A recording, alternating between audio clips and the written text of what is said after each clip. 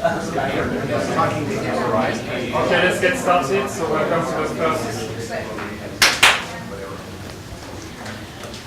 welcome to the first CITA talk of the year. Today it's a pleasure to have with us Mario Juric, who is coming from Princeton and just made it half an hour ago.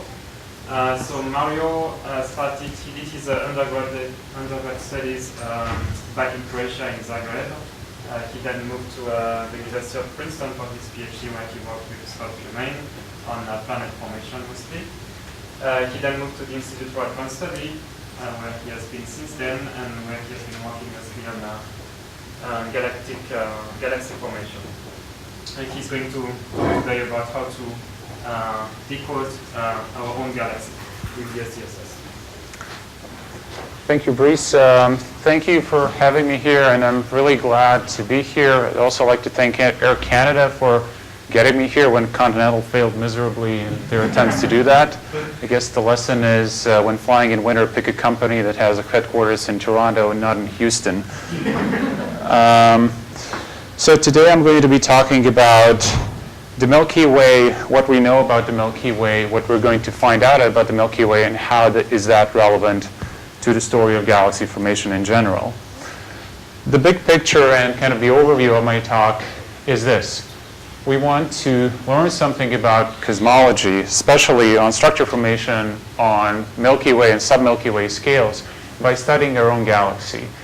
And I'm going to be talking about essentially three parts in this talk. First is how we do mapping of the galaxy with the SDSS and how we measure the properties of the galaxy of the SDSS. And secondly, how we hope to translate that into going from this picture to that picture. Now, in slightly outdated terms, but still relevant, this is my argument for why studying the galaxy is interesting if you want to understand structure formation in lambda CDM. The things we know about lambda CDM structure formation are mostly on large scales. It's fairly well understood. We know that it leads to hierarchical formation of structure, and we know that it leads to abundant substructure. The part that we do not know, that we do not know, is a much, much longer list. It basically boils down to everything on smaller scales and everything that has to do with baryons. So we don't know how small-scale structures form, like dwarf galaxies. We don't know how disks form in lambda CDM. We don't know what baryons do and when they assemble into disks. We don't know how disks survive the expected mergers that come out of this picture. And of course, we still don't know the nature of dark matter. The galaxy is a great laboratory for moving things from this list to that list, because a complete theory of both cosmology and galaxy formation must be able to predict the properties of our own galaxy. And those properties so far have been summarized in this kind of cartoonish picture. Basically, our galaxy consists of several components, the most prominent of which is the thin disk, where something like 90% of the stars reside and most of the gas. There's a slightly thicker component with a bigger scale height, the thick disk. There's a bulge in the center. There's a stellar halo, which is actually not shown here because it's very tenuous. And most importantly, there's this huge dark matter halo that creates the potential that all of these other components trace. All of this that we see here, all of these things are products of Milky Way formation and evolution, and understanding their details is important in order to understand how Milky Way formed and evolved. So moving away from the cartoonish picture to more quantitative description. What I'm going to be talking about today concerns results that we obtained with the Sloan Digital Sky Survey. And this here is approximately the volume of space that SDSS covered relative to the size of our galaxy. So this is for the first time that we were able to sample a representative volume of the galaxy and try to derive its properties from it. This here describes this program of Milky Way studies with SDSS. What we want to do first is directly measure, so go from this cartoon up here to actually quantitatively measuring the distributions of stellar number density, of their kinematics, of metallicity in representative volume of the galaxy. And then secondly, use those distributions to learn about galaxy formation, its evolution, interaction with the environment, and ultimately about the distribution and perhaps nature of dark matter. The Sloan Digital Sky Survey is an imaging and spectroscopic survey. It's one of the first of these big surveys, big imaging and spectroscopic surveys that have started, that has started something like 10 to 15 years ago. It's covered 8,000 square degrees down to 21st magnitude in 5 bands with very good astrometry.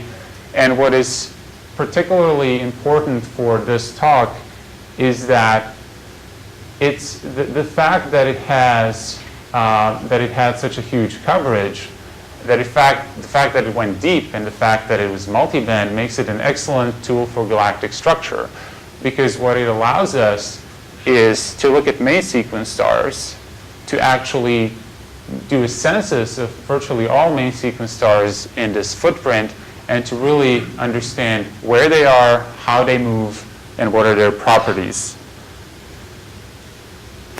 So this is a slide, this is a short cartoon on how we do it. This cartoon hides basically 3 years of work. So this is the Sloan Digital Sky Survey telescope, and the light comes in here. The light falls on this thing, which is the CCD camera with all of its filters. The filters look like this. But basically at this point, it gets into the database, and this is where I come in.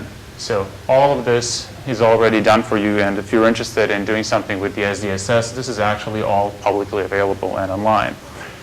So in this database, we have around 150 million observations of stars. And now comes the interesting part. So we use colors of stars to deduce what their metallicity is. We use colors to deduce what effective temperature of each star is. And if we know those two quantities, we know what the absolute magnitude of the star is. We use its position in the sky, its apparent magnitude plus absolute magnitude. That allows us to map the positions of around 50 million stars in SDSS in basically XYZ space. So we know their distance and we know where they are in the sky. We can do better than that because we also have an older survey, Palomar Observatory Sky Survey from 50 years ago, that is not as good for photometry, but it measured the positions of these stars in the sky. So that allows us to tell in which way they move. So we have estimates of their proper motions for about 30 million stars. Taken all together, this is approximately what we see with SDSS. So this here is our galaxy, the sun is down here, and this here is the volume that we cover, say we turn off stars. This hole in here has been filled in by now. This plot has been made when the survey was not entirely finished. We go out to about 20 kiloparsecs. If we want to study the density, we can measure metallicities and proper motions out to about 8 kiloparsecs. And this allows, and this gives us a hypercube of data on the galaxy that is orders of magnitude bigger than what we've had so far. There's going to be a number of plots in the talk where I'm going to be showing the data from this volume. So I'm just going to quickly describe what is going to be on them. We usually, I say, dissect this data cube by slicing it in planes that are parallel to the galactic plane, and then plotting whichever quantity we're interested in this case, the density. Unfortunately, doesn't really reproduce that well, but I hope you can see. I'm plotting the density as a color-coded basically color-coding the density. So in this case, you can see the density. This here is the sun, yellow. The galactic center is over here, and there are white concentric circles that, unfortunately, you don't see that are plotted around the galactic center. And as you might expect, the density goes towards the density grows towards the galactic center. We can also do this. So the galaxy, if we assume that the galaxy is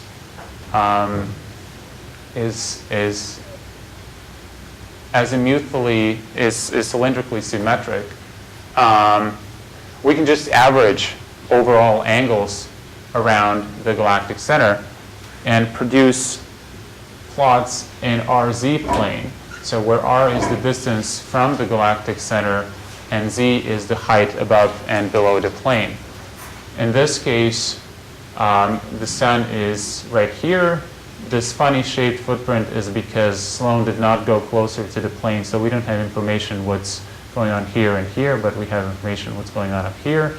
And in this case, again, color-coded as the density, so you can already see, as you might expect, the density falls off as you move away from the galactic plane and as you move away from the galactic center. So when we do these things, what do we find? Oh, and before I move to that, let me just compare it to the state of the art of a couple of years ago. So with Sloan, we can actually do these sorts of maps. And what you used to do before was have a few pencil beams on the sky where you counted up stars and drew diagrams like this. So this here is distance versus log density. So we've moved from attempting to reconstruct the global galactic properties by looking at just a couple of pencil beams and plotting diagrams like this and then attempting to fit models to that, to actually really mapping where the stars are in the Milky Way and using what is, I think, a factor of 400 times more stars and area to actually understand the real global properties of the Milky Way. And that becomes important later. What we find is that when we look close to the plane of the galaxy, we find out that the galaxy is really well behaved. That is, the density distribution in the galaxy is well behaved. The density falls off. First of all, these are the density contours around the axis of symmetry, so around the galactic center. As you can see, they're flat. So that means there are no n-axis symmetric components that we could detect. The density falls off as you move away from the plane, and it falls off as you move away radially from the galactic center in a nice, smooth, exponential manner.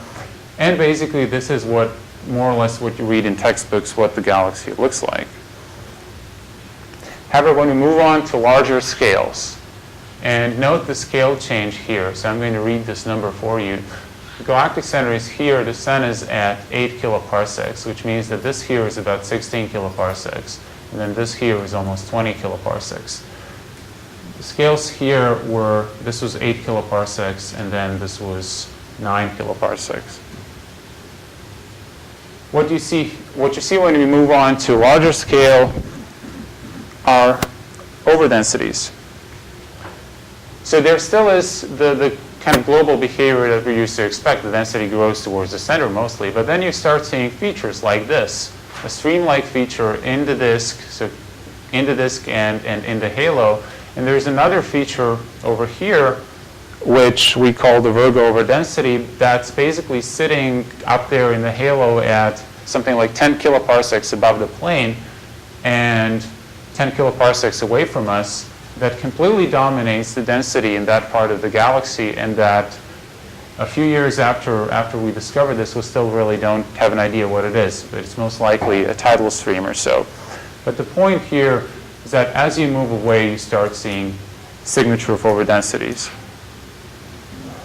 We can look at this quote-unquote edge-on and plot these distributions, plot the azimuthally averaged densities. The story is the same. On small scales, close to the plane, we see smooth axisymmetric density distribution, so distribution of stars consistent with exponential and power laws for the halo. But when we move to larger scales, we're seeing things like this here, which is a signature of the monoceros stream, and we see things like this here, which is the Virgo overdensity. So we have this smooth underlying distribution of stars that is overlaid by localized overdensities, localized clumps and streams.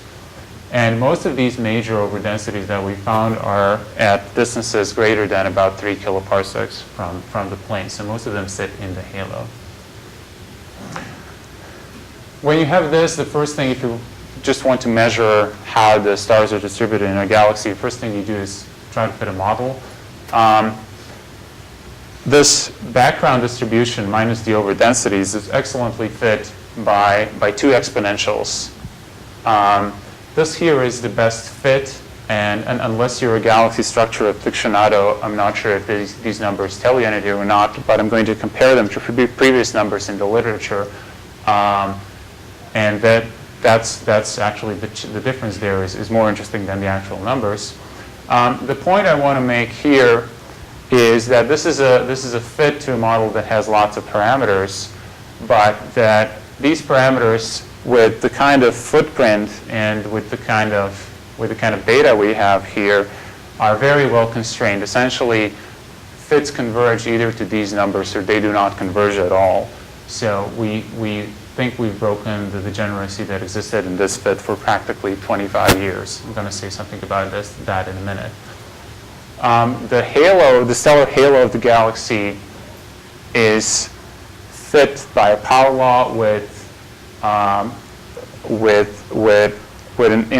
power law index of about 3. It's clearly aspherical, so it's oblate. It's squashed in the sense of the disk. And its normalization relative to the disk at the position of the sun is less than 0.5%. We couldn't actually nail down this number to much better than this, but with the newer data, it's more on the order of 0.2% or so. So for every 400 stars, one of them is a halo star. 1 second about these 2 exponentials Mm-hmm. on the previous plot. Mm-hmm. The question is like, it is just one radial and one vertical, or you have No, it is 2 vertical and 2 radial. So this is the traditional decomposition into a thin disk and a thick disk. And we actually find that you have to do it. So there's no way that the thick disk does not exist. The question of whether the 2 exponentials really are the right way to describe it is something that I'm going to talk about later. So whether there's any physical meaning in having 2 disks. Radial is also 2. Radial, it's also 2. We need 2. If we don't use 2, then the chi-square goes up to a few. We use chi-square. And over here, we have it down to 1.6 or so. So these are the numbers, and the question is, why should you care? These are the 3 reasons why you should care if you want to understand something about the galaxy and what it tells us about galaxy formation in general. First, there are significant disagreements in previous measurements, so we actually, beyond that cartoon that I showed, didn't really know how the stars are distributed in the galaxy. So this, for example, is a plot of scale height of the thick disk versus normalization of the thick disk at the position of the sun. And you can see that the measurements were all over the place. And the newer measurements, even worse, were up here. And this is where we land. And this here is compared to, this survey had 15 degrees, this one had 280 degrees, also done with SDSS, but with a completely different methodology. And our survey falls, and our work falls right over here. The reason why it's important whether it falls here or there is because you extrapolate all of this to the rest of the galaxy when you try to build dynamical and mass models. And you also, if you want to assign physical meaning to the thin and the thick disk, this also changes how much mass is there in the thin versus the thick disk, and whether, for example, you can create the thick disk by something as a merger. Why is this huge difference between where we land and where prior studies have landed?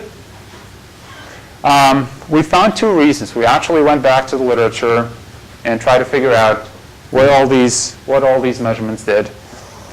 There are two reasons why there are differences. First of all, all of the prior measurements looked like that little plot that I showed you. There was usually one pencil beam, and even worse, most people looked exactly in the same direction, towards the North Galactic Pole. What we did then is just take the NGP data from SDSS, the North Galactic Pole, just one direction, and try to construct two fits with parameters that look something like this, that we have here, and parameters that look something like that. We can easily find two fits with completely different parameters, completely different scales for the thin and the thick disk and normalizations that give you essentially the same chi-squared in just that one direction. The point of this story is beware of pencil beams and value large area surveys if you want to understand global properties, and especially if you have models that have 10 parameters. I'm not sure if I should be even pointing this out, but this problem has been around in the literature, and there's been lots of discussions why there's so much discrepancy here, and the answer is, the 10 parameter model is degenerate if you're just trying to fit it with a few thousand stars in one direction. The second reason... But why was it all down here, not all over the place? Oh, because, well, my guess is that it's sociological. Because the first, when this Bacalson-era model was introduced, there was only one exponential initially. And then, as people looked further, they discovered discovered that the profile does not go down as much as expected, so they introduced a second exponential. And when you just need to fix it a little, that second exponential has small normalization. And then as the surveys progressed, when people tried to fit their data, that's where they started at. Those are the initial values that they took. So that's my guess why all of these landed more or less at the same part of the parameter space. There's also a second reason why you may derive erroneous conclusions about the galaxy if you don't have a wide area survey, and that is that that there are lots and lots of overdensities of substructure, even in the disk, even closer to the plane, that you initially don't see, that are at low contrast ratios compared to the background. So once we did this fit, and it actually took quite some time to understand how to do it, so that we iteratively fit for the overdensities and the background distribution, we found that there were two close to the plane. So this here is 2 kiloparsecs above the plane. This here is 0. And if these were left unrecognized, when these were left unrecognized, they significantly influenced our fits. And we actually found one paper in the literature that went straight through this one here, and that unsurprisingly had a completely different solution for the galactic model because they were unable to identify it. So that's the explanation for that. Now I'm going to switch. I've been talking about the density in the last 20 minutes, but we also measure metallicities of stars, and we also measure kinematics. So now I'm going to switch talking about metallicities and how metallicity is distributed in this volume. And then talk about mass, or sorry? Are you going to the question is the following: what is the ratio of mass and thick within this? Total mass is 25%. If you believe that we can extrapolate this model all the way to the Galactic Center and then integrate everything, 25% of the total mass is in the thick disk.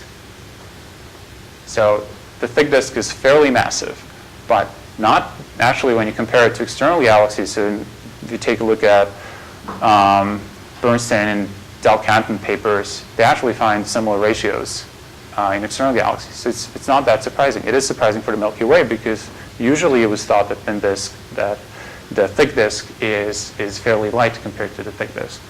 But I'm going to try to argue that whole discussion is meaningless, that we should be talking about the disk. But to get there, I need to say something about the metallicity first.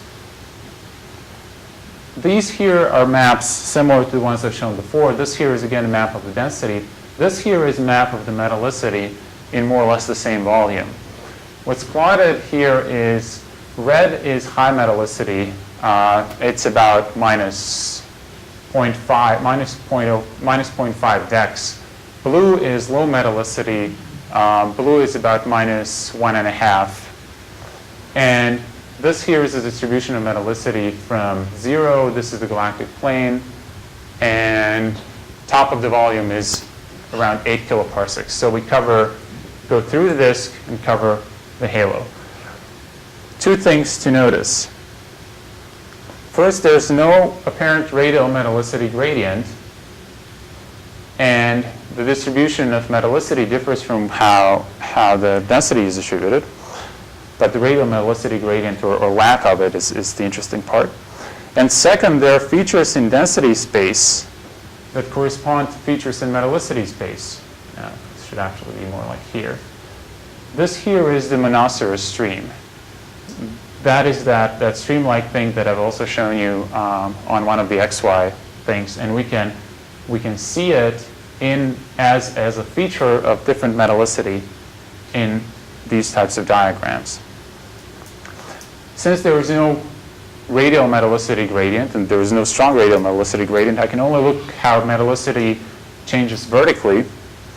So we did that. And we see that there are two clear components. One is the galactic halo. One is a low metallicity component that is straightforwardly identified with the stellar galactic halo that is kind of Gaussian, sits at around minus 1.5. And the other is the disk component. The disk is much more complicated than the halo and exhibits a vertical metallicity gradient. And detection of this metallicity gradient is very robust. And this here is a technical description how you can fit it. But the point is that it's approximately well fitted with a Gaussian that just changes its mean as you move about the galactic plane. However, if you just try to fit it with a single Gaussian, the fit is not that good. And what you find out is that it's best fitted by an asymmetric distribution that has a slight low metallicity tail. So right now, this is all more or less descriptive, just trying to describe what we actually see in the data. Yes? In order to these two thin Pictus components, wouldn't there be some independent motivation for applying it to component? I'm getting there. Yeah. For now, we're imagining that we actually do see this for the first time, and we're trying to understand it without coming in with a priori assumption whether we actually need two components. This is, again, just a statement of a symmetry. The blue line, these are the metallicity distribution functions at different heights above the plane. So you can see close to the plane at about 1 kiloparsec, the disk dominates. This here is that slight metallicity tail compared to a Gaussian. There's almost no halo. As you move up, the halo begins dominating and the disk disappears. And you can see that the fits that we constructed describe this distribution really well. Fine. The third part are proper motions, or kinematics. So we looked towards the North Galactic Pole. We actually have proper motion data for the entire Sloan volume, but they're difficult to interpret because they mix various components of velocity unless you look at them in special directions. One special direction is just the North Galactic Pole, because then it's easy to interpret the two components of the proper motion, especially mu b, so proper motion in galactic latitude is just the rotational velocity. So we just take this slice towards the North Galactic Pole and look at the rotational velocities of the stars in that direction. And since we know that there are these two clear components in metallicity space, the halo and the disk, we look at it separately for the low metallicity component, which we identified with the halo, and for the high metallicity component, the disk. This is what we get. The blue, let me start from here. Blue is the low metallicity component, that is the halo. These here are velocities with respect to the local standard of rest. So what we see is that all halo stars move, and irrespective of the distance at which we look at them, they move with about 220 kilometers per second with respect to us. which tells you that halo is essentially non-rotating. The disk, on the other hand, is, again, more complicated. We see a gradient as you move up about the plane. We cannot really sample stars at z equals 0 because this is the funny part. Usually you have the opposite problem in astronomy, but stars are too bright for us there. So the 15th magnitude star is something that saturates Sloan. So we cannot go closer than about a kiloparsec.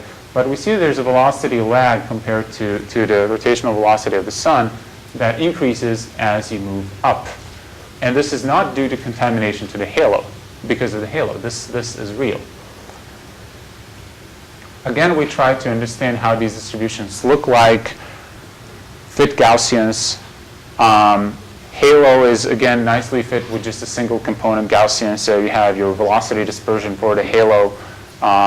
There is no need to assume that the halo is rotating. The data does not require it. The disk, again, similar story as with the metallicity. It is fitted well by a Gaussian, but you actually need a lower velocity tail to fully describe what you see. And now going back to Chris's question, we see that in vertical distribution, vertical density distribution exhibits a break. That is what initially was taken as a sign that there are two components in a thick disk. We see that metallicity distribution also exhibits a metal weak tail. We see that rotational velocity distribution also exhibits a low velocity tail. So the question you ask is there evidence for a model in which density, metallicity, and velocity, all these distributions can be described by superposition of two distinct populations? One is a metal-rich kinematically cold thin disk, and the other is a metal-poor kinematically warm thick disk. Now, exactly to answer this question exactly, you need to know something about the Milky Way potential, because you need to know how rotational velocity, for example, depends on the excursion of the star from the midpoint of the Milky Way. But for a large set of plausible potentials, you can essentially assume that the two are independent to a certain degree. And you can try to model this thin and thick disk as two components, say a thin disk that has a given rotational velocity, a given metallicity distribution, and a given density distribution, and a thick disk which has also a given rotational velocity which is different from the thin disk, and the metallicity distribution which is different, and density distribution which is different. And the key point here is that the assumption that the rotational velocity does not change with what is essentially the inclination of the star with respect to the galactic center. If you try to do that, you find that what your model predicts is a correlation, and this is not surprising if you think about it, a correlation between metallicity and rotational velocity at basically any distance above the plane. So since the low metallicity component rotates slower, you expect to see some, and the high metallicity component rotates faster, you expect to see this. On the right is what we actually see in the data. And even if you relax this assumption, to get from here to here with just a two-component model, with a model that makes a reasonable physical distinction between the two components, where the two components are not mathematical, just artifacts, is very difficult. So our argument is that, first of all, the statement, we find no evidence for the thick disk as being a clearly distinct component. And this may pose a problem for formation by a single major merger, where you expect to see a signature that possibly looks like that. We don't know yet 100% because there are no realistic simulations of such mergers. But we will know that in the next year or two. There is another line of evidence, which is a dichotomy in abundances. So if you look at... What do you mean by that? There are no big simulations. Surely there's a large group of simulations, but none that have been specifically designed to address this question? I thought this issue had been on the table for, Oh, it's been on the table, and that's kind of my argument, that various groups produce simulations that give you diametrically opposite answers, and the reason is everyone needs to do approximations. And the first approximation is you don't have gas in the simulation. So until that is solved, we don't really know from the theoretical point of view what is the answer to this question. I just want to quickly say that there's an argument for this there's an argument for this separation from abundance dichotomy, from looking at alpha elements, where you can see a difference in alpha elements of stars that belong, quote unquote, to the thin disk and to the thick disk. But I'll just say that there are models that are able to reproduce this without such a catastrophic accretion event. And if anyone is interested in details, you can ask me.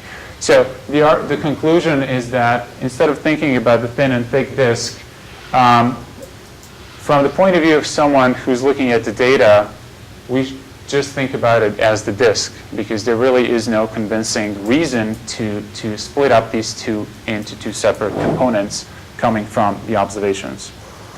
On the theoretical side, the simulations that we mentioned, there are new ones and better ones coming along.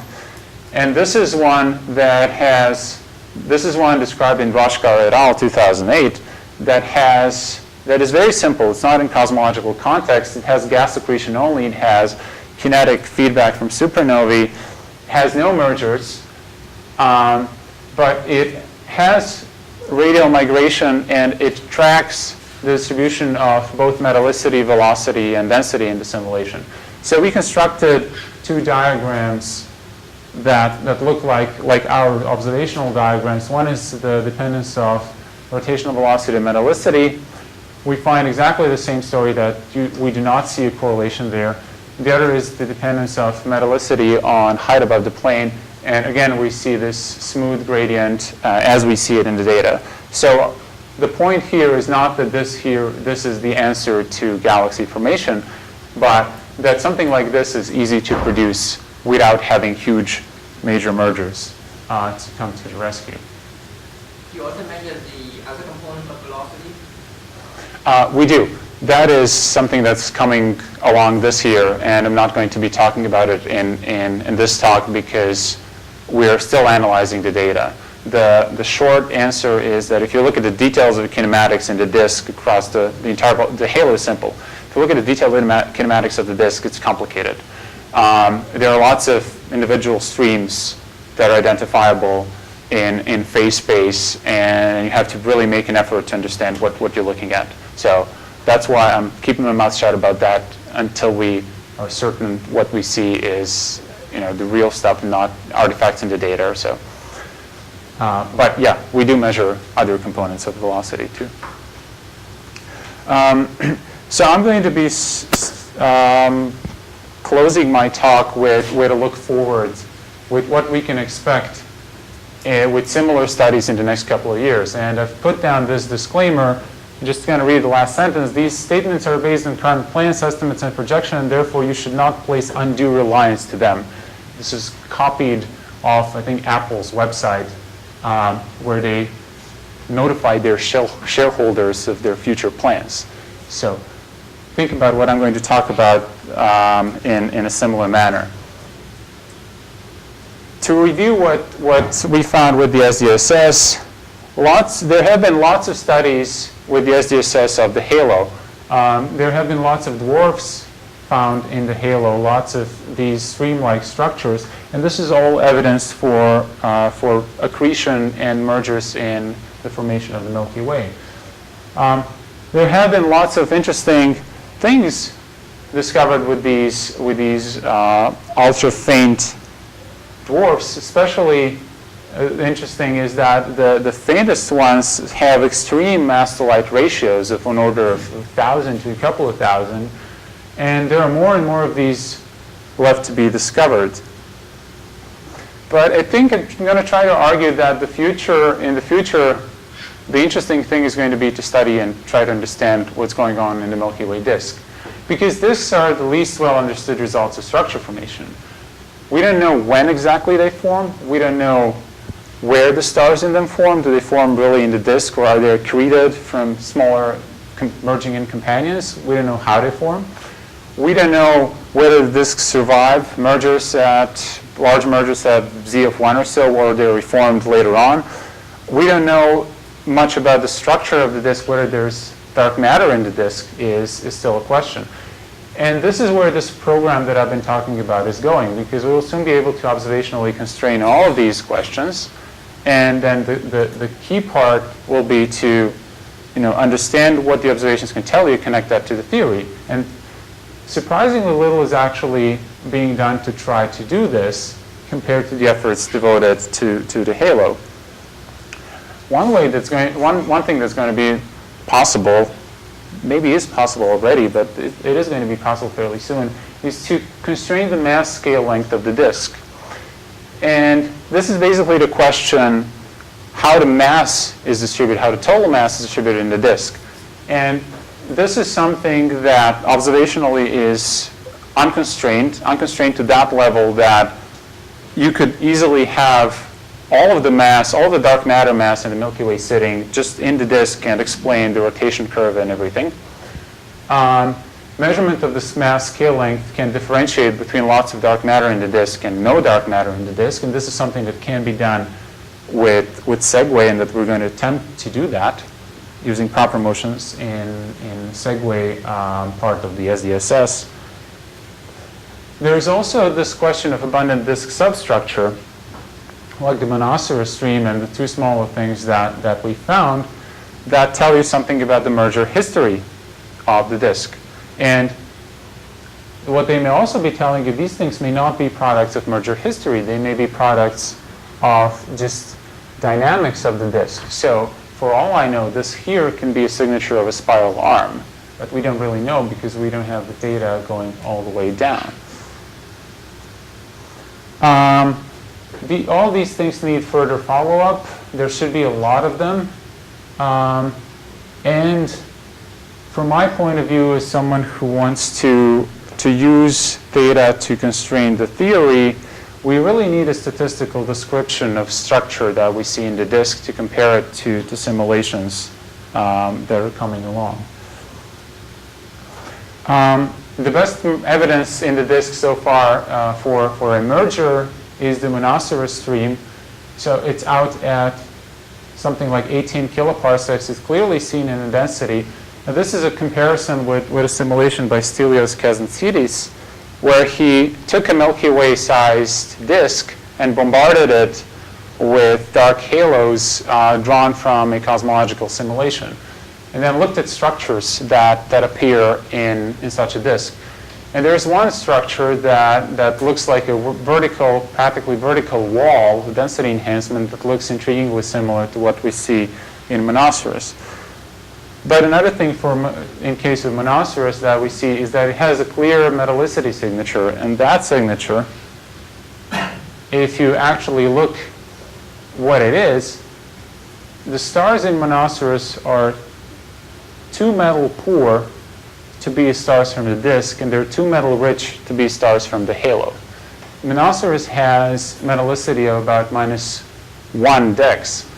And if you're trying to answer this question whether this has an external origin, so whether it was accreted, or whether this is something that came up in the disk and was just, say, you had the thin disk, brought up some stars from the thin disk and increased the metallicity of the halo, the answer is you cannot do that, because these stars are too metal poor to come from the disk, and they're too metal rich to come from the halo, and there's no ratio between the two that can produce this bump. So we argue that this is strong evidence for an external origin of the stars, as opposed to disk flaring or some kind of excitation. There are ways to get around this, but ask me that during the questions.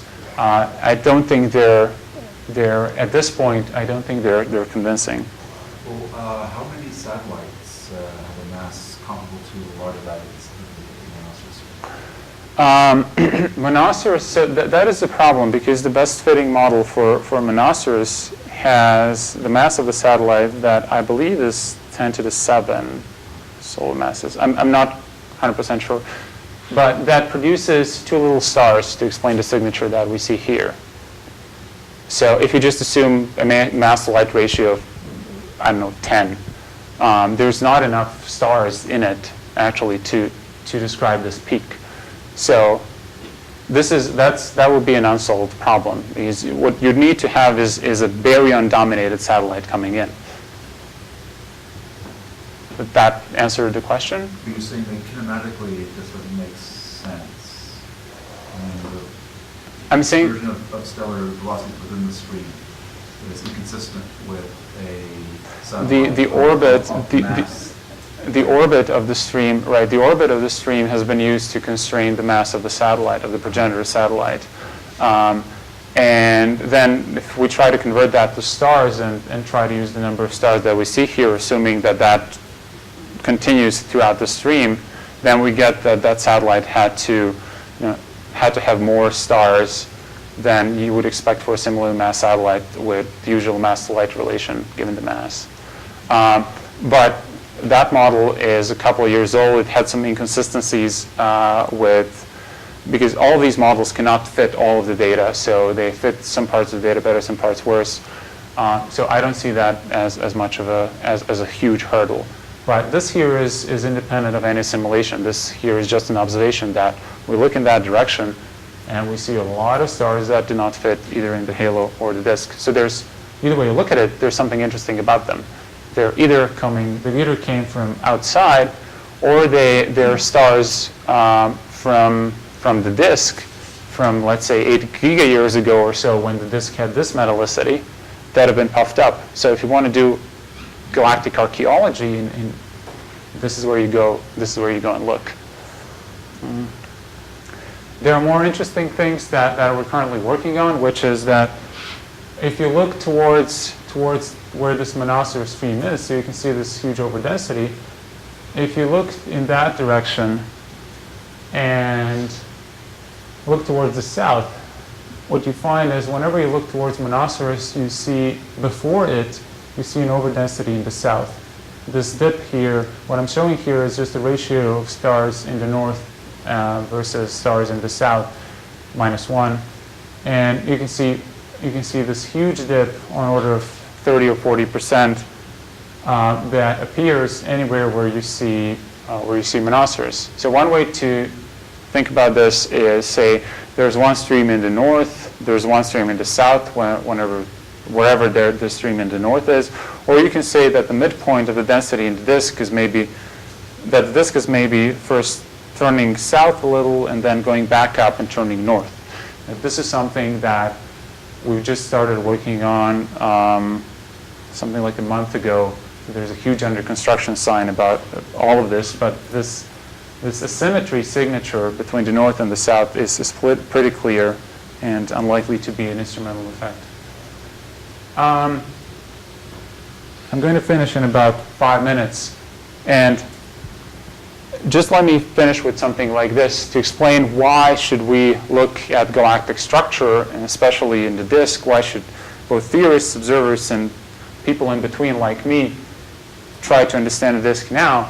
The reason is there are literally 5 or 6 upcoming surveys that are going to do SDSS-like things. SDSS took 10 years to do. They're going to do SDSS-like things in a matter of months or weeks. First, the SDSS is not dead yet. It actually has its 3rd phase going, and one of the surveys on it is a spectroscopic survey of 100,000 stars in the Milky Way disk in the infrared that's going to give us wonderful information about both the kinematics, abundances in the disk, and distribution of stars in the disk. But secondly, there are all these photometric surveys that are going to go wider, deeper, better, although not cheaper. Pan-STARRS is one that is actually running right now. And what Pan-STARRS is able to do is cover essentially the whole sky twice a week, down to the depth of SDSS and deeper with coads. And it will be doing that for a couple of years. So everything, it uses essentially the same set of filters as SDSS. Everything I talked about now is going to be able with it. You're going to be able to do, you are able, well, people who are in Pan-STARRS institutions are able to do with Pan-STARRS. And that is an important thing. There are a number of other surveys, but the point is that in the next 5 years, the galaxy will be mapped in really unprecedented detail, and the major challenge for the future is how we take all this information that's coming along and actually use it to constrain the theory. So we need a framework for systematic and quantitative comparison of all of this with the theory, with the simulations, with everything if you want to try to construct the story of galaxy formation from beginning to the end. I'm going to end basically with this slide, which is a description, which is what you can do with upcoming surveys. This here is a simulation of what Pan-STARRS PS3 survey is going to do. There's actually a circle, a small circle here. It's this big, and it contains real SDSS data. The large stuff is a simulation of, my wildest dreams of what might be sitting in the galaxy, like a triaxial halo signature here, or a stream coming along here. And this here is what you're going to be able to see with LSST or Pan-STARRS in the halo. So lots of streams, again, lots of debris from structure formation. And basically, I'm going to stop here, stop with this, with the idea that if all of this works out, all of these surveys follow through, in the next 5 or 10 years from now, we may actually have knowledge of almost complete dynamical state information history of a galaxy. We know the mass of the dark matter halo of the Milky Way. We'll have a census of all visible dark matter subhalos in the disk, dwarf galaxies. We'll know how the dark matter is distributed, have a dynamical model, understand where and when disk is formed, figure out where all the merger remnants are, and all of these insights will tell us something about how our galaxy form will generalize on galaxy formation, and they're necessary to construct a complete beginning to the end story on how you start with essentially the Big Bang and wind up with the Milky Way and in the end us. So, thank you very much.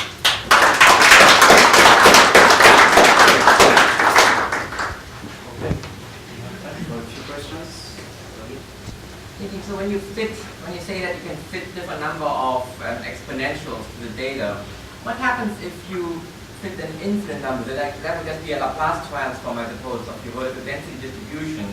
Do you see a distinct delta function or two spikes, or we just see some broad width swings and just fuzzy, or what does it actually? Well, we haven't actually tried doing that, but the two exponentials that we do fit it really well. So my assumption is that you would see two spikes at the position of parameters where those two exponentials are. But we haven't actually tried an exercise like that.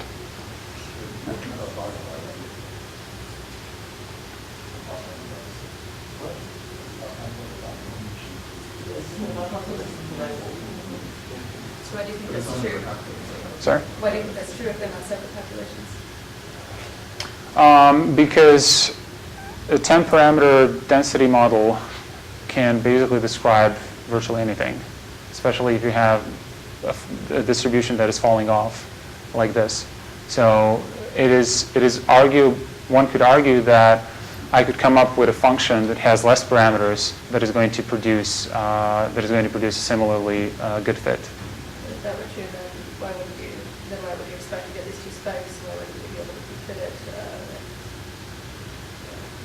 With just a single exponential? Or?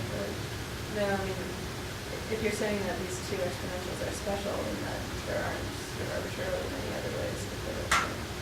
I'm saying if you decide to take, I'm saying if you decide to work in a space where these exponential functions are your basis, it turns out that you only need two. But I'm not sure if there's a physical significance to that.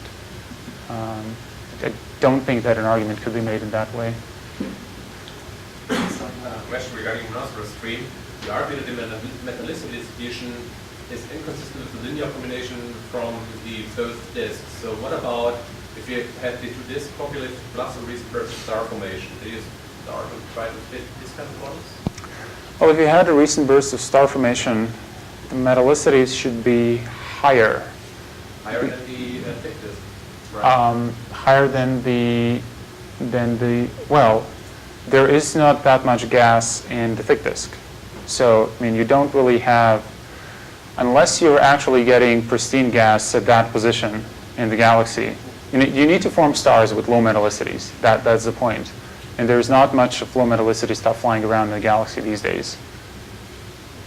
So that would be my So you argument. can't possibly explain this by any kind of taking material and burning it to stars and raising the one time scale? I haven't tried doing it, but off the top of my head, I don't think so, because majority of star formation is going on in the thin disk. All of star formation is going on in the thin disk right now, and the metallicities are much higher than what we see here. We're talking a factor of 10. Yes, Dick?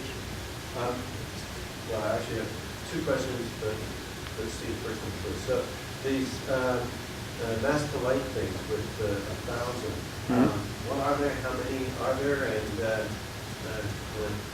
we may have covered some of this, but So these are, the technical name for them is ultra-faint dwarfs. And basically the definition of an ultra-faint dwarf is a dwarf galaxy in the Milky Way that's been found by SDSS. There are galaxies they're groups of stars essentially that are found at large distances, say 20 kiloparsecs and larger, in the SDSS that the grouping is inconsistent with something, with just a random grouping from the halo. You actually see a main sequence there in the photometry, and when you go and take spectra, you see velocity dispersions on order of 5 kilometers per second. So these things, and then if you assume just that these are virialized structures, and for some of them it's clear that they're not, that they have signatures of being tidally disrupted, but for these that are shown here, there are no signature of tidal disruption. They're actually pretty far away from the Milky Way. You don't even expect to see that. You find out that these things have to sit in a really large dark matter halo. And the mass to light ratios that you get, assuming spherical symmetry, are on order of 1,000. So this population, I think one of the problems with the LCM model is that we might get too many things, and you have to sort of hide them by saying we got rid of some gas, and so they would have high MORL. That is right. That is the idea. That is the main argument of the Simon and Jiha paper, and a few subsequent papers, that if you assume that these are parts of that population, that anything that was, so particularly what they look at here is whether star formation can be turned off by reionization. So halos that have collapsed after reionization do not form anything. They get the number of halos by taking these dwarfs. They get the number of halos to within a factor of 4 compared to the simulations. There are subsequent papers that actually get it to within a factor of 1. So this may be, if you believe that the answer is not in the cold dark matter not being that cold, but it's in galaxy formation, then you can do it. But it depends on exactly, it's kind of an a posteriori prediction. You find these galaxies, then you figure out how much gas you have to throw out at reionization or what kind of supernova feedback you have, and then say, great, I've described, I found this population, but you don't really know it. We see the dwarfs around M31, but not, but factor of 10 to 100 more massive than these smallest ones that are the most interesting. So I guess the answer right now is no. So the Milky Way is going to be remaining as the key clue for this sort of operation? Yeah. The Milky Way, for actually looking for them, the Milky Way is the only game in town. Is there enough information for spatial distribution that people can try and relate it to how many survive? Because how to structure People are trying to do that. There is a paper by Andrew Kopasov et al. From I think this year. The difficulty is the way that you search for these in SDSS is not actually well defined. There's different groups doing lots of eyeballing, so it's hard to calculate what the selection function is. What they've tried to do is find a more of an automatic way of looking for them so that they have a quantified selection function and then to derive the spatial distribution. But I think the survey is going to nail that down as pan-stars that is going on right now. It's going to have much wider footprint and go deeper. And that's going to give us an answer like that. Just to follow up on something else, you can look for things like this, for dark halos, in other galaxies with microlensing. I'm not an expert on that, so I can't say more details, but that's the only other game in town if you want to look at stuff at this mass, in this mass range. Okay, we should stop here. So let's thank Mario again.